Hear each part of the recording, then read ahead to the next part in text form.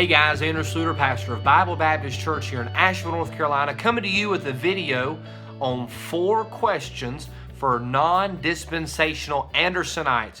Yes, this is a video for all my Andersonite friends who claim to be non-dispensational.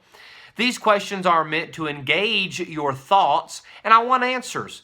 I think you're only going to be able to come back with name-calling and harsh criticisms against me and not address any of the questions that I answer, but we'll see what happens. I believe in you. The first question is, if a man in the Old Testament never does any sacrifices at all, does he go to heaven or does he go to hell? If you says he goes to heaven, then you are claiming that the animal sacrifices mean nothing and that the bloodshed didn't have to happen. If you says that he goes to hell, then you are claiming that a man has to do a work in order to get his sins forgiven in the Old Testament. If you say that a man who is truly saved in the Old Testament would automatically do the sacrifices, then you've now become a lordshipper, saying that a man who's truly saved will truly have the works. Can you answer that for me?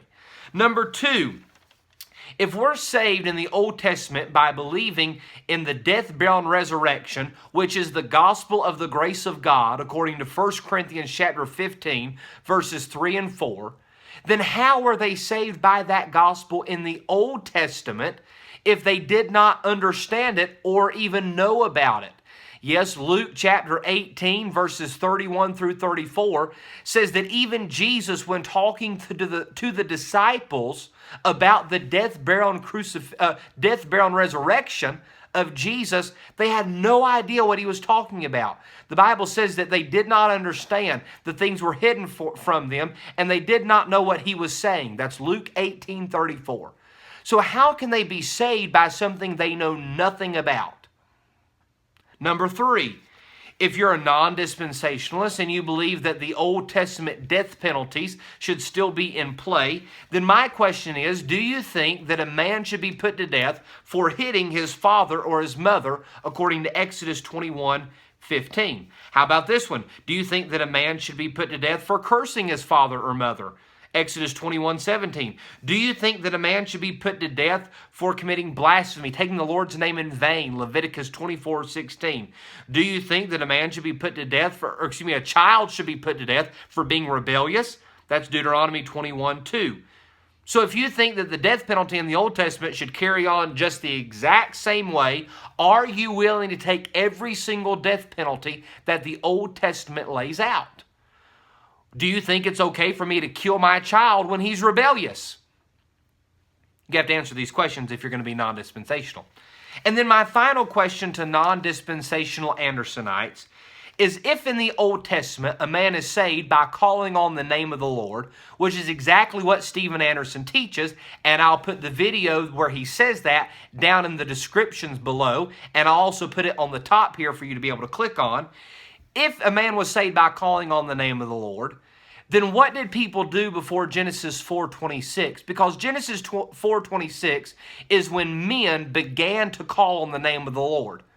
And the problem is we have 2 biblically confirmed deaths before Genesis 4:26.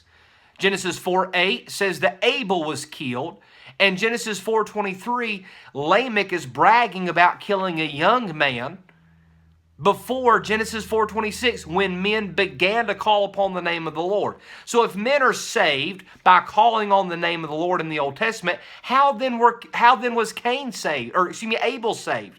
How then was this young man killed by Lamech saved? And that's only the ones we know about, not to mention the countless other people who might have died before Genesis 4:26. If they never called on the name of the Lord because they didn't start doing that until Genesis 4:26, how then were they saved?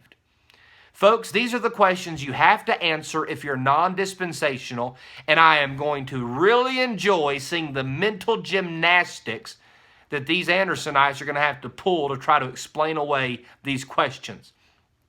Folks, biblically, dispensationalism is the only method of study that works.